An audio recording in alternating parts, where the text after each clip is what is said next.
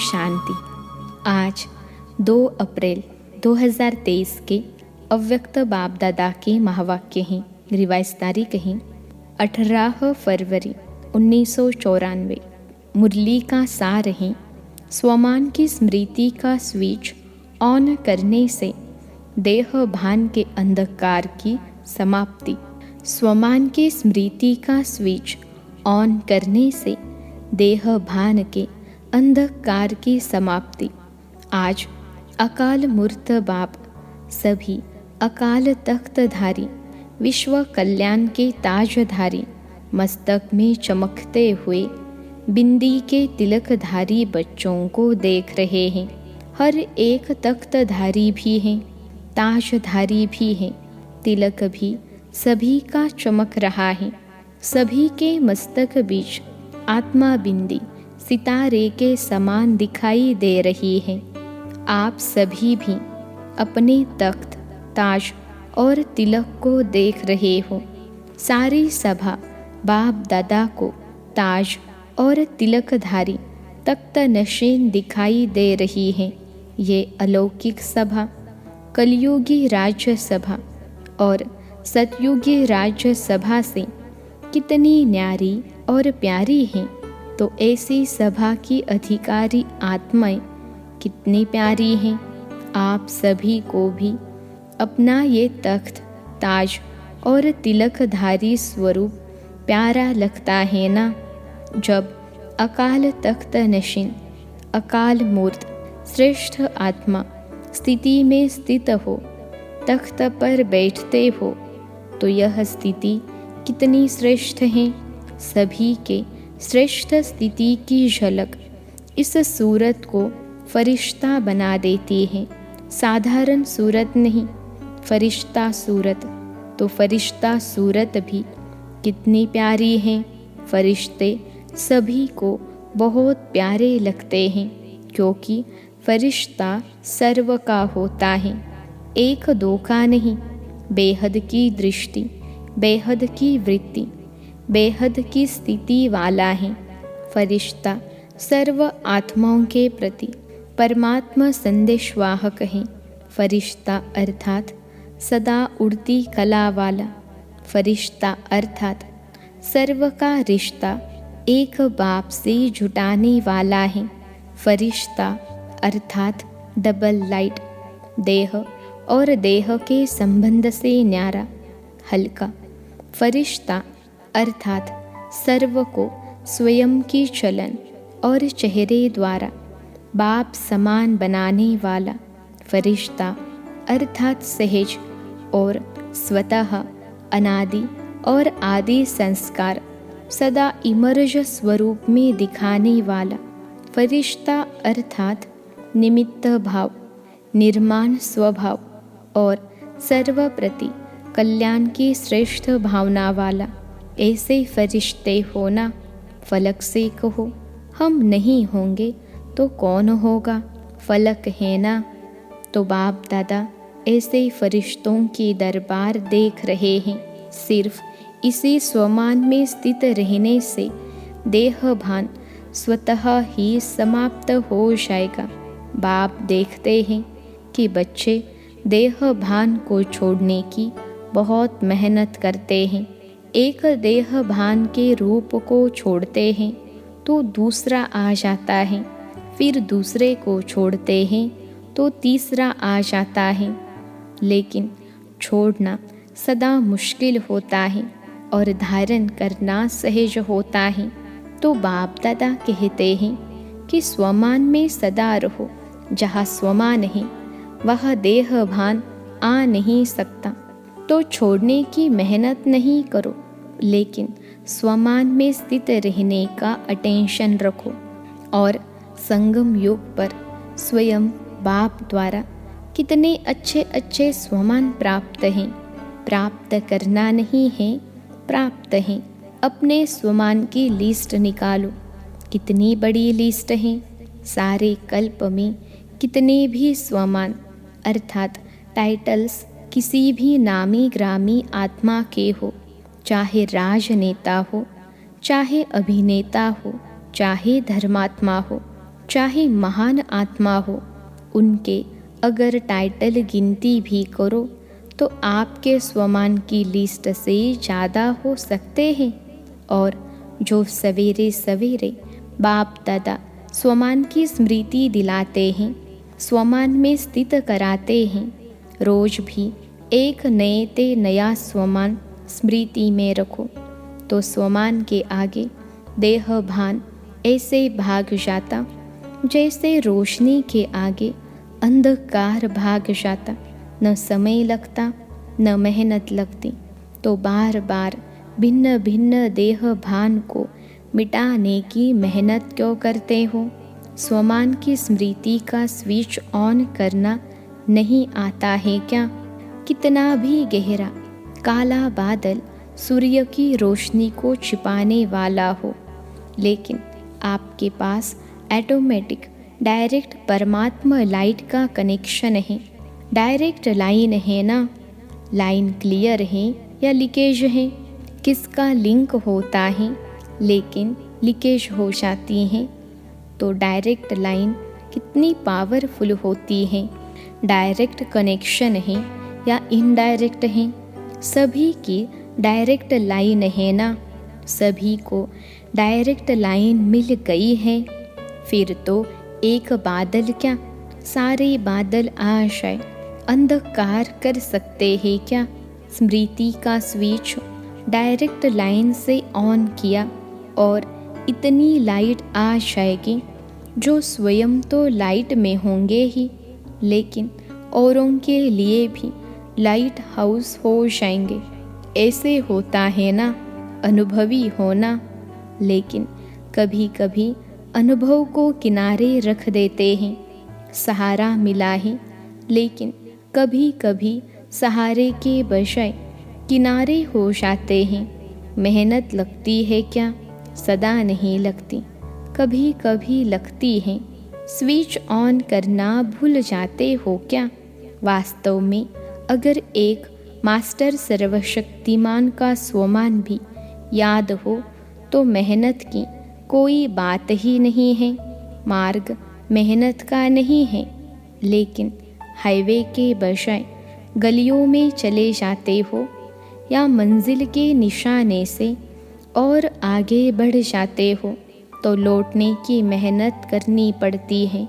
बाप दादा सदा अपने स्नेह और सहयोग की गोदी में बिठाकर मंजिल पर ले जा रहे हैं। गोदी में बैठकर मंजिल पर पहुंचने में मुश्किल क्यों होता है? स्नेह और सहयोग के गोदी से निकल कभी और आकर्षण खींचती है तो चक्कर लगाने निकल जाते हो, थक भी जाते हो, फिर मेहनत भी महसूस करते हो। तो इस वर्ष क्या करेंगे? मेहनत समाप्त, मोहब्बत में लव में लीन हो जाओ। लवलीन हो, हर कार्य करो। जो लीन होता है उसको और कुछ दिखाई नहीं देता, आकर्षित नहीं करता। तो लव में रहते हो। ऐसा कोई होगा जो कहे मुझे बाप से प्यार नहीं है? लव नहीं है, सभी का लव है ना। लेकिन कभी लव में रहते हो, कभी लव में लीन रहते हो। नहीं तो देखो, मन बुद्धि द्वारा स्थिति में बाप का सर्व संबंधों से साथ है, साथ भी है। और सेवा में बाप हर समय साथी है। तो स्थिति में साथ है और सेवा में साथी है। जहाँ सदा साथ भी है और साथी भी है, तो वहाँ क्या मुश्किल है? परम आत्मा की महिमा ही है मुश्किल को सहज करने वाले। ऐसा बाप आपके साथ हैं और साथी हैं, तो मुश्किल हो सकता है। फिर क्यों मुश्किल करते हो? समय प्रमाण बाप स्वयं हर बच्चे को सर्व संबंधों की ऑफर करते हैं। जैसा समय वैसे संबंध से साथ रहो व साथी बनाओ। कोई समय तो संबंध से साथी बनाते हो और कोई समय साथी को किनारे कर देते हो। फिर कहते हैं कि अकेलापन फील होता है, चलते चलते अकेलापन लगता है।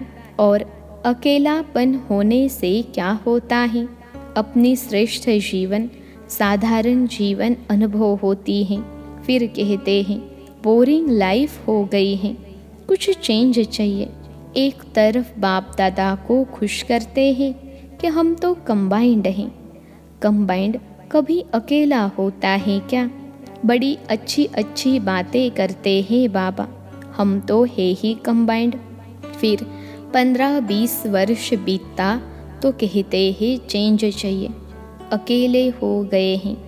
वैसे भी देखो, दुनिया में अगर चेंज चाहते हैं तो कोई सागर के किनारे पर जाकर सो जाते हैं, कोई मनोरंजन में चले जाते हैं, डांस करते हैं, कोई गीतों की मौज में मौज मनाते हैं, कोई कंपनी या कंपेनियन का साथ लेते हो। यही करते हो ना? खेल करते हो, खेलों की दुनिया में बगीचे में चले जाते हो। यहाँ ज्ञान सागर का किनारा है, यह भूल जाते हो। अगर सागर पसंद है तो सागर के किनारे बैठ जाओ। बाप ज्ञान सागर है ना, बाप कंपेनियन नहीं है क्या? उससे मज़ा नहीं आता है कि समझते हो? बिंदी से क्या मज़ा आएगा? आप सभी को सदा बहलाने के लिए तो ब्रह्मा बाप भी अव्यक्त हुए, लेकिन यहाँ तो सदा का साथी चाहिए ना। जब भी अपने को अकेलापन अनुभव करो तो उस समय बिंदु रूप नहीं याद करो, वह मुश्किल होगा, उससे बोर हो जाएंगे। लेकिन अपने ब्राह्मण जीवन की भिन्न भिन्न समय की रमणीक अनुभव की कहानियाँ स्मृति में लाओ। अनुभव की कहानियों का किताब सभी के पास है। जब बोर हो जाते हैं तो नॉवेल्स पढ़ते हैं ना, तो आप अपने कहानियों का किताब खोलो और उसे पढ़ने में बिजी हो जाओ। अपने स्वमान की लिस्ट को सामने लाओ, अपने प्राप्तियों की लिस्ट को सामने लाओ। ब्राह्मण संसार के विचित्र प्रैक्टिकल कहानियों को स्मृति में लाओ। जैसे अपने को चेंज करने के लिए समाचार पत्र पढ़ने का भी आधार लेते हैं, तो ब्राह्मण संसार के कितने अलौकिक समाचार आदि से अब तक देखे हैं व सुने हैं। समाचार पत्र भी आपके पास हैं। कईयों को पेपर पढ़ने के बिना चैन नहीं आता है, पेपर भी आपके पास हैं। पेपर पढ़ो। डांस आदि साज तो जानते ही हो, बिना थकावट के डांस करते हो। मन मनाभव होना ही सबसे बड़ा मनोरंजन है, क्योंकि सर्व संबंधों का रस व अनुभूतियाँ करना ही मन मनाभव है। सिर्फ बाप के रूप में या विशेष 3 रूपों के संबंध से अनुभव नहीं है, लेकिन सर्व संबंधों के स्नेह का अनुभव कर सकते हो। संबंधों से याद तो करते हो, लेकिन फर्क क्या हो जाता है? एक है दिमाग से नॉलेज के आधार पर संबंध को याद करना, और दूसरा है दिल से उस संबंध के स्नेह में, लव में लीन हो जाना। आधा तो करते हो, बाकी आधा रह जाता है।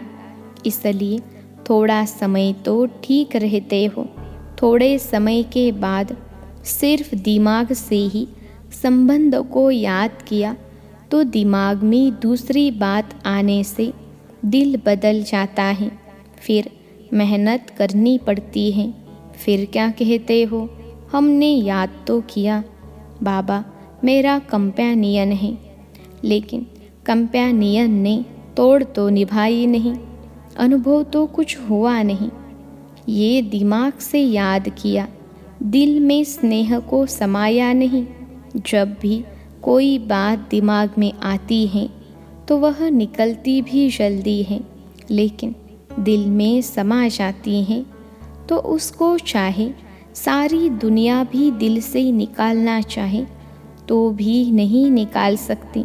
तो सर्व संबंधों को समय प्रमाण, जिस समय जिस संबंध की आवश्यकता है फ्रेंड की, और याद करो बाप को तो मज़ा नहीं आएगा। इसलिए जिस समय जिस संबंध की अनुभूति चाहिए उस संबंध को स्नेह से दिल से अनुभव करो, फिर मेहनत भी नहीं लगेगी और बोर भी नहीं होंगे। सदा मनोरंजन। तो इस वर्ष क्या करेंगे? मेहनत से निकलना है। हर मास सिर्फ ओके लिखना और कुछ नहीं लिखना। ओके से समझ जाएंगे कि मेहनत से निकल गए।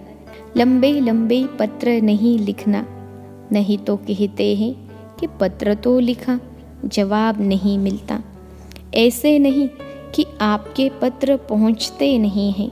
पत्र लिखना शुरू करते हो और वहाँ कंप्यूटर में पहले आ जाता है, पोस्ट पीछे पहुंचता है। वैसे बाप दादा इतने लंबे पत्रों का रोज की मुरली से सबको जवाब देता है। रोज पत्र लिखते हैं। इतना लंबा पत्र कोई लिखता है? तो इतने अपने स्वमान को देखो।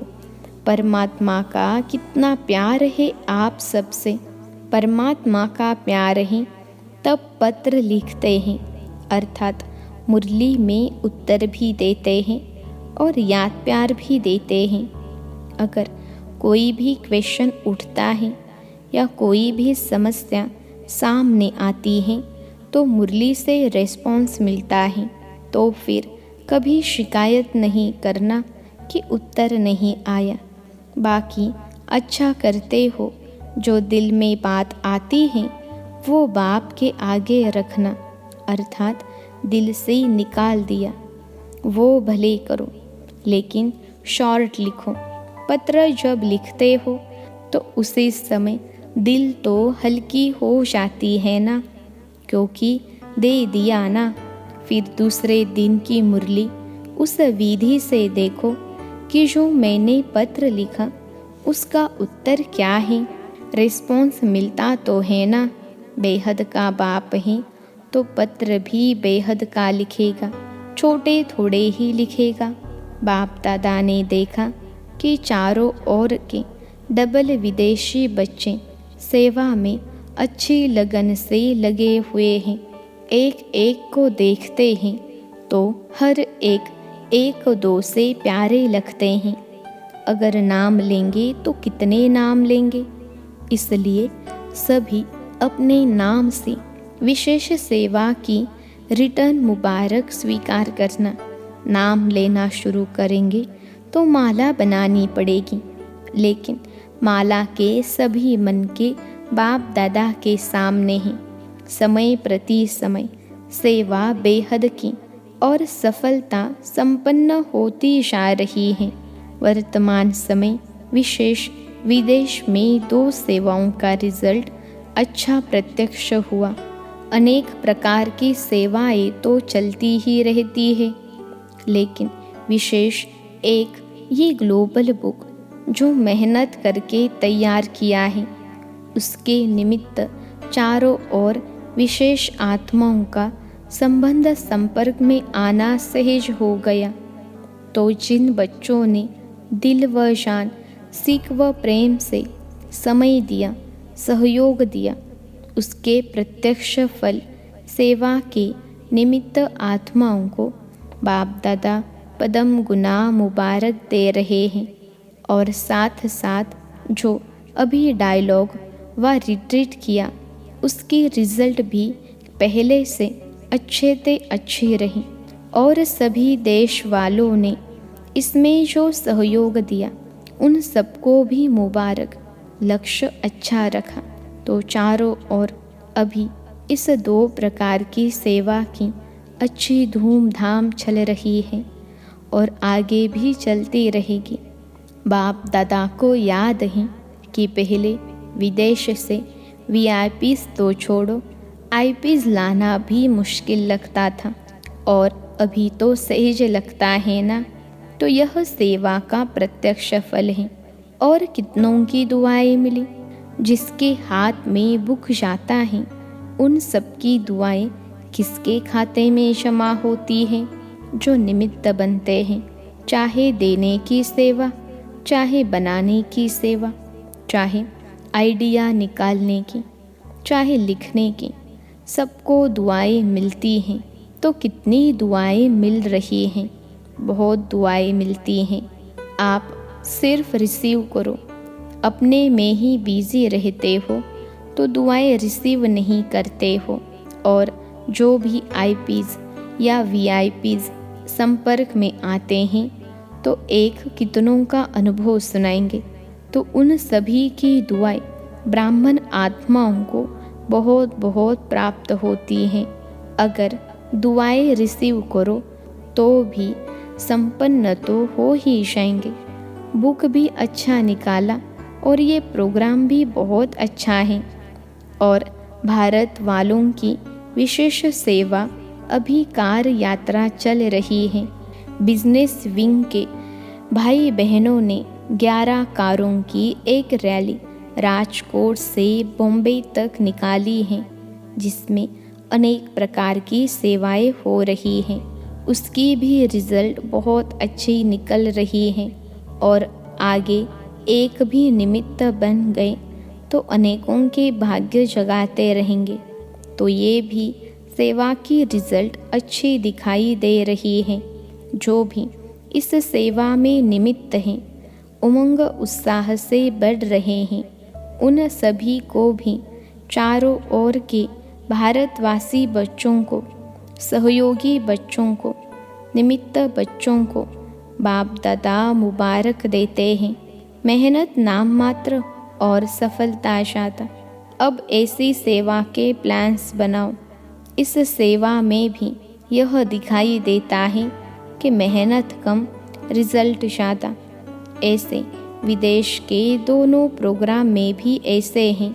अच्छा, देश विदेश के सर्व सेवा में उमंग उत्साह से आगे बढ़ने वाले, अथक बन औरों को दान वरदान देने वाली आत्माओं को, चारों ओर के बाप के सर्व संबंध के लव में लीन रहने वाली लवलीन आत्माओं को, सदा सहज अनुभव करने, औरों को भी सहज अनुभव कराने वाली सहज योगी आत्माओं को, सदा स्वयं को स्वमान द्वारा सहज देह भान से मुक्त करने वाली जीवन मुक्त आत्माओं को, सदा बाप को साथ अनुभव करने वाले और साथी अनुभव करने वाली समीप आत्माओं को, बाप दादा का याद प्यार और नमस्ते।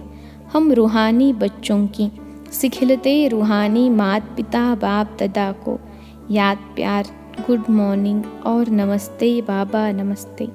आज का वरदान है, अपने आदि और अंत दोनों स्वरूप को सामने रख, खुशी व नशे में रहने वाले स्मृति स्वरूप भव। अपने आदि और अंत दोनों स्वरूप को सामने रख, खुशी व नशे में रहने वाले स्मृति स्वरूप भव। विश्लेषण है, जैसे आदि देव ब्रह्मा और आदि आत्मा श्री कृष्ण दोनों का अंतर दिखाते भी साथ दिखाते हो, ऐसे आप सब अपना ब्राह्मण स्वरूप और देवता स्वरूप दोनों को सामने रखते हुए देखो कि आदि से अंत तक हम कितनी श्रेष्ठ आत्माएं रही हैं। आधा कल्प राज्य भाग्य प्राप्त किया और आधा कल्प माननीय पूजनीय श्रेष्ठ आत्मा बने। तो इसी नशे और खुशी में रहने से स्मृति स्वरूप बन जाएंगे। आज का स्लोगन है, जिनके पास ज्ञान का अथाह धन है उन्हें संपन्नता की अनुभूति होती है। जिनके पास ज्ञान का अथाह धन है उन्हें संपन्नता की अनुभूति होती है। अच्छा, ओम शांति।